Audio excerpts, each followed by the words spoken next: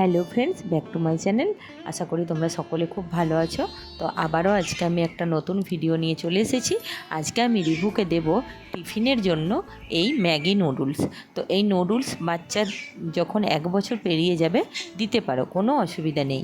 এইভাবে বানিয়ে দিও, দেখবে কোনো সমস্যা হবে না। আর অবশ্যই নুডলসটা কিন্তু আটা নুডলস নিও, ময়দার নুডলস নিও না।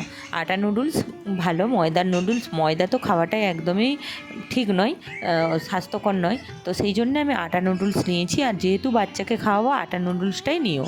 তো এখানে দেখো আমি আটা নুডলসটাই নিয়েছি। আমি কিভাবে বানিয়েছি সম্পূর্ণ ভিডিওটা দেখতে থাকো, বুঝে যাবে।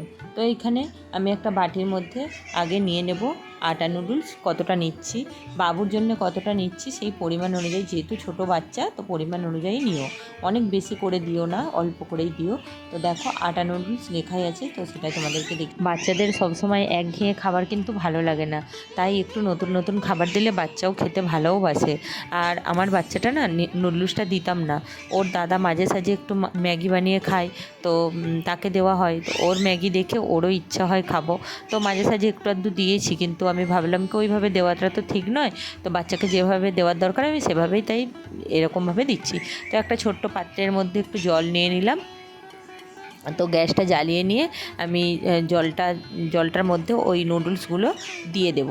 নুডলসগুলোকে ভালো করে ফুটিয়ে নেব, প্রায় সিদ্ধ হয়ে যাবে ততক্ষণ পর্যন্ত নুডলসটা ফুটিয়ে নিতে হবে। নুডলসটা ফুটে গেলে নুডলসটাকে আমি কি করব, একটা ছাঁকনির সাহায্যে জলটা ছেঁকে আলাদা করে ফেলে দেব, শুধু নুডলসটা রাখবো। তো দেখো একটা ছাঁকনির সাহায্যে এটাকে আমি আলাদা করে ছেঁকে নিচ্ছি।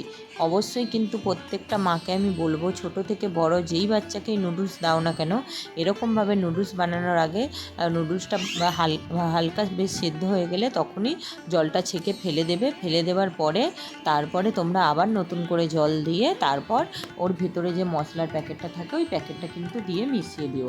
তো আমি সেই সিস্টেমেই করলাম। দেখো ফেলে দিয়ে আবার নতুন করে জল দিলাম, দিয়ে তারপর অল্প মশলা দিলাম।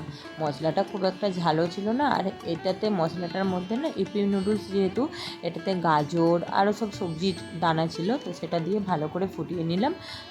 তো দেখো একদম হালকাই মশলা দিয়েছি, দিয়ে ফুটিয়ে নিয়ে ব্যাস কিছুক্ষণ পরেই নামিয়ে নিলাম। তোমরা বাচ্চাকে যে যেমন হিসাবে স্যুপ হিসাবে খাওয়াবে সেই হিসাবে খাইও।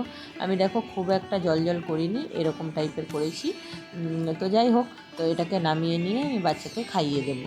তো বন্ধুরা, রিভু কিন্তু এটা খুব মজা করে খেয়েছিল, প্রথমবার তো ওর খুব ভালো লেগেছিল।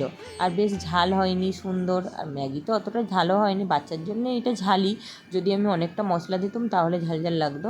তো যাই হোক, এটা ভালোভাবে সেদ্ধ হয়ে গেছে। এখন আমি আসি, আবার আসবো নতুন একটা ভিডিও নিয়ে। ততক্ষণ তোমরা ভালো থেকো, সুস্থ থেকো, সাবধানে থেকো। টাটা বন্ধুরা।